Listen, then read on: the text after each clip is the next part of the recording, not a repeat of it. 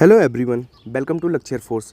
First question है, ताप बढ़ाने पे धातुओं के इलेक्ट्रॉन का श्रांतिकाल यानी कि रिलैक्सेशन जो टाइम है वो क्या होगा, इंक्रीज होगा कि डिक्रीज होगा। तो 2 पॉइंट आप इस क्वेश्चन के थ्रू याद रखना। एक होता है माध्य मुक्त पथ, एक होता है श्रांतिकाल यानी कि मीन फ्री पाथ, और दूसरा होता है रिलैक्सेशन टाइम। सबसे पहले तो दोनों क्वेश्चन जो हैं इनकी कोटि के, तो रिलैक्सेशन जो टाइम है वो 10⁻⁻14 सेकेंड होती है, उसकी कोटि डायरेक्ट पूछी जा सकती है। और जो माध्य मुक्त पाथ होता है उसकी कोटि होती है 10⁻⁹ मीटर। अब ये होते क्या है, दोनों कोरिलेट हैं। अगर दो पास की टक्करों में जो डिस्टेंस होती है, मान लो यहाँ से यहाँ तक दो पास वाली टक्करें हैं इलेक्ट्रॉन की, तो उनके जो बीच की डिस्टेंस है, एवरेज डिस्टेंस, उसको हम माध्य मुक्त पथ कह देते हैं। और इस डिस्टेंस को करस्पॉन्डिंग टक्कर में जो डिस्टेंस में टाइम में ट्रैवल में जो टाइम लगा उसको रिलैक्सेशन टाइम कहते हैं, यानी कि श्रांतिकाल कहते हैं। अब आप इसका क्वेश्चन का आंसर खुद से कर सकते हो कि अगर हम टेम्परेचर बढ़ाएंगे मतलब वो करस्पॉन्डिंग टक्कर और क्विकली होगी, मतलब श्रांतिकाल क्या होगा, घटेगा।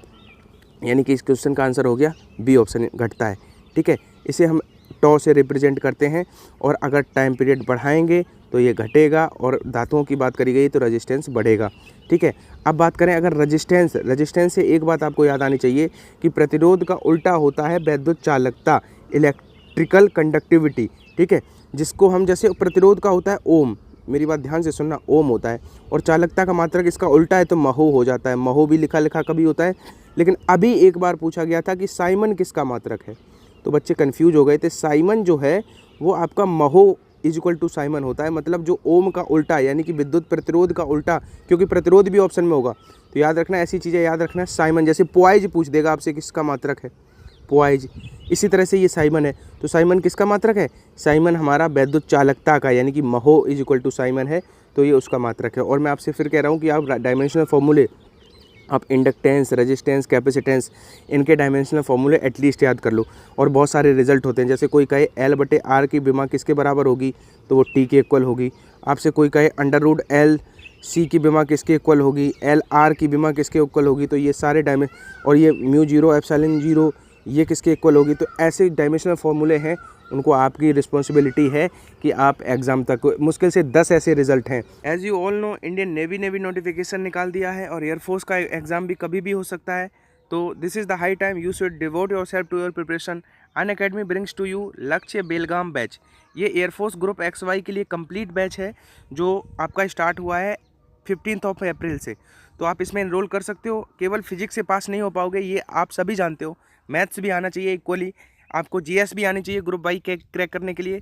तो you can enroll in this batch. आपका जो डिस्क्रिप्शन बॉक्स है उसमें लिंक दिया हुआ है। आप जब इनरोल करोगे तो आप पहले तो देख लेना कि आपको कितने मंथ के लिए इनरोल करना है। अगर आप मेरा रेफरल कोड यूज करते हो लक्ष्य 12 जो यहाँ पे लिखा दिख रहा है आपको, तो आपको इंस्टेंट 10% का डिस्काउंट यहाँ पे मिल जाएगा। तो you can check it out. है पृथ्वी की चुंबकीय निरक्ष पर नति कोण या नमन कोण, जो एंगल ऑफ ड्रिप है वो क्या होगा। तो 2 पॉइंट आप लिख लो। अगर ध्रुवों पे पूछा जाए, पोल्स पे पूछा जाए तो आपका आंसर हो जाएगा 90 डिग्री, और अगर इक्वेटर पे पूछा जाए आपका आंसर हो जाएगा 0 डिग्री। तो इस क्वेश्चन, और ये बता दूँ, ये जितने भी क्वेश्चन आज के वीडियो में हैं वो एकदम फैक्चुअल क्वेश्चन है और एक्सक्लूसिव पॉइंट्स हैं। ये पॉइंट्स एयरफोर्स और नेवी में बहुत पूछे जाते हैं। नेक्स्ट क्वेश्चन है, अगर तरंगदैर्घ्य लैम्डा की 2 ध्वनि तरंगों के बीच में जो फेज डिफरेंस है वो 60 डिग्री है तो पाथ डिफरेंस बताओ।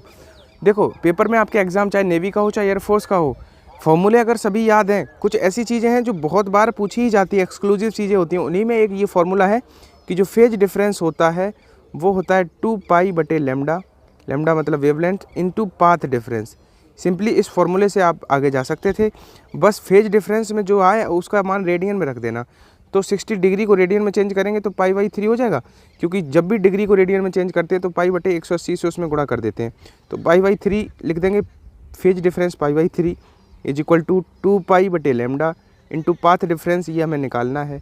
पाथ डिफरेंस पथांतर ही तो निकालना है। पाई से पाई कट गया तो लैम्डा इधर आया और 2 इधर आया, तो 2 और 3 का मल्टीप्लाई होगा तो 6 हो जाएगा, यानी कि λ/6 हमारा राइट आंसर हो गया।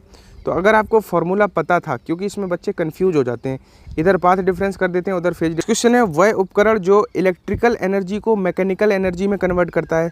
2 यहाँ से भी पॉइंट लिख लो।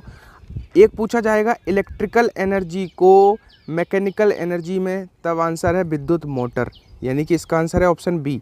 और सिमिलरली इसका जो रेसिप्रोकल होता है, इसका वाइस वर्सा होता है, वो ये दोनों बहुत पूछे जाते हैं। अगर पूछा जाए मैकेनिकल एनर्जी को इलेक्ट्रिकल एनर्जी में कौन बदलता है, तो जनित्र यानी कि जनरेटर।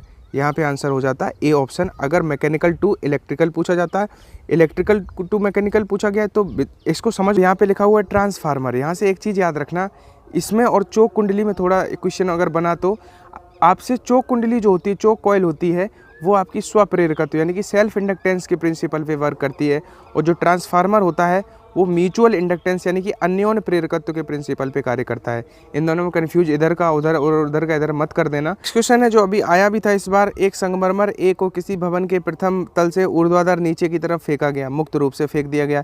ठीक उसी क्षण क्या किया, दूसरे पत्थर को क्षैतिज दिशा में प्रोजेक्टाइल कर दिया गया, तो क्या हो जाएगा। इसका भी आप याद रखना, दोनों जो हैं वो एक ही टाइम पे पहुंचेंगे, जो दोनों हैं वो पृथ्वी पर एक ही समय पहुंचेंगे। क्वेश्चन है, एक सेमीकंडक्टर डायोड में जो पोटेंशियल बैरियर है वो अपोज करता है ओनली एन रीजन के मेजॉरिटी का, पी रीजन की मेजॉरिटी का, या दोनों रीजन में जो मेजॉरिटी है, या दोनों में जो अल्पसंख्यक हैं।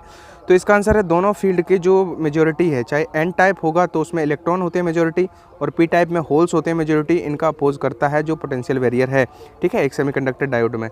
एंड आज हो सकता है आप सभी डिसअपॉइंटेड हो कि सर आप तो एक तो नंबर ऑफ क्वेश्चंस कम और दूसरा एक्सप्लेनेशन में सीधा आप आंसर बता रहे हो, इसका ये इसका वो। तो गाइज़ परसों शाम से मुझे ब्रीदिंग डिफ़िकल्टी हो रही है, कल तो वीडियो नहीं आ पाया, कल तो मतलब मैं सांस भी नहीं ले पा रहा था, बहुत ज़्यादा प्रॉब्लम, खांसी भी है साथ में, मतलब जो सिम्टम हैं वो कोविड के मुझे लग रहे हैं। आज फैमिली के इंसिस्ट करने पे देखो जा रहा हूँ चेकअप कराने, बहुत डरा हुआ हूँ। सारे जो होम रेमेडीज़ होती हैं वो सब करके देख लिए हैं, ट्रीटमेंट करके देख लिए, लेकिन मुझे नहीं लग रहा है, मुझे मतलब फ़ीवर तो नहीं है, लेकिन सबसे मेन जो है वो ब्रीदिंग डिफ़िकल्टी हो रही है। आपको पता भी चला होगा वीडियो में, मुझे ऐसा लग रहा होगा। तो यार प्लीज़ आप सब लोगों से रिक्वेस्ट है कि अपने आप को बचा के रखो, ठीक है।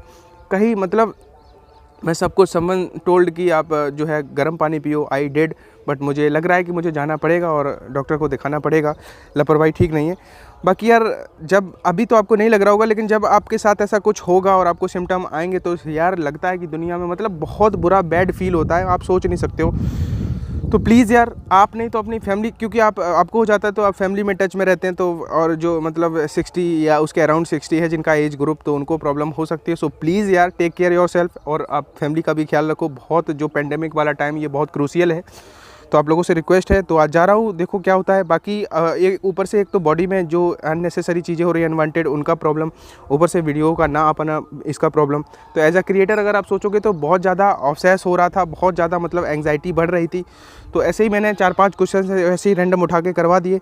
तो आई होप आप मेरी फैमिली की तरह अगर ट्रीट करते हो तो प्लीज़ कोऑपरेट करना, और क्या कहते हैं परेशान मत होना। और हो सकता है 1-2 दिन में सब कुछ फिर नॉर्मल हो जाए और हम लोग फिर उसी जो है उससे एनर्जी से आगे बढ़ने लगेंगे। तो I need your best wishes, all the best.